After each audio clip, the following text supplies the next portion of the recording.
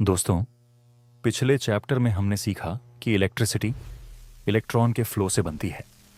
लेकिन अब सबसे बड़ा सवाल है, इलेक्ट्रॉन आता कहाँ से है? इसका जवाब है एटम। अगर एटम नहीं समझेंगे तो आगे करंट, वोल्टेज और रेजिस्टेंस भी ठीक से समझ नहीं आएंगे। सबसे पहले यह समझिए कि इस दुनिया में जो भी चीज आप देख रहे हैं, जैसे मोबाइल, पंखा, मोटर, तांबे का तार, लोहे का पाइप, पानी, हवा और यहां तक कि हमारा शरीर भी, सब छोटे छोटे कणों से मिलकर बने हैं। इन सबसे छोटे कणों को एटम या परमाणु कहा जाता है। एटम किसी भी पदार्थ की सबसे छोटी इकाई है जो उस पदार्थ के गुणों को बनाए रखती है। अगर आप किसी कॉपर वायर को बार बार छोटे छोटे टुकड़ों में काटते जाएं, तो एक समय ऐसा आएगा जब आपको कॉपर का सबसे छोटा कण मिलेगा। वही कॉपर एटम कहलाता है। एटम इतना छोटा होता है कि उसे हमारी आंखों से नहीं देखा जा सकता। अब सवाल आता है कि एटम के अंदर क्या होता है। एटम के अंदर तीन मुख्य कण होते हैं: प्रोटॉन, न्यूट्रॉन, इलेक्ट्रॉन। इन तीनों का काम अलग अलग होता है। प्रोटॉन पर पॉजिटिव चार्ज होता है। यह एटम के बीच में स्थित न्यूक्लियस के अंदर रहता है। प्रोटॉन अपनी जगह से नहीं घूमता। न्यूट्रॉन पर कोई चार्ज नहीं होता। इसका काम एटम को स्थिर रखना होता है। यह भी न्यूक्लियस के अंदर रहता है।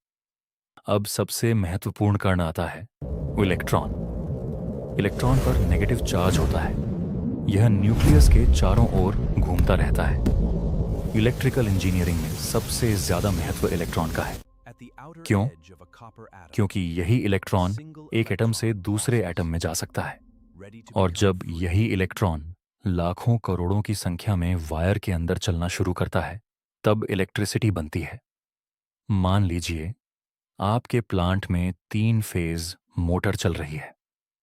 मोटर इसलिए नहीं चल रही कि वायर के अंदर कोई दिखाई देने वाली रोशनी दौड़ रही है, बल्कि कॉपर वायर के अंदर करोड़ों इलेक्ट्रॉन लगातार मूव कर रहे हैं।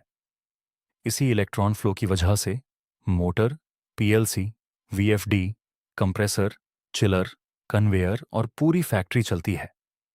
एटम को एक छोटे सोलर सिस्टम की तरह समझिए। बीच में न्यूक्लियस होता है। न्यूक्लियस के अंदर प्रोटॉन और न्यूट्रॉन रहते हैं और इलेक्ट्रॉन ग्रहों की तरह उसके चारों ओर घूमते रहते हैं। यही इलेक्ट्रॉन आगे चलकर इलेक्ट्रिसिटी का कारण बनते हैं। लेकिन एक सवाल अभी भी बाकी है, सभी इलेक्ट्रॉन बाहर क्यों नहीं निकल जाते? और फ्री इलेक्ट्रॉन क्या होता है? चैप्टर 3 में हम इसी रहस्य को समझेंगे। अगर वीडियो पसंद आया हो तो चैनल को सब्सक्राइब करके हमारे साथ जुड़ जाइए। हमारा एम है आपको इलेक्ट्रिकल का बेसिक से लेकर एडवांस्ड लेवल तक आसान भाषा और प्रैक्टिकल एग्जाम्पल्स के साथ सिखाना। मिलते हैं चैप्टर 3 में।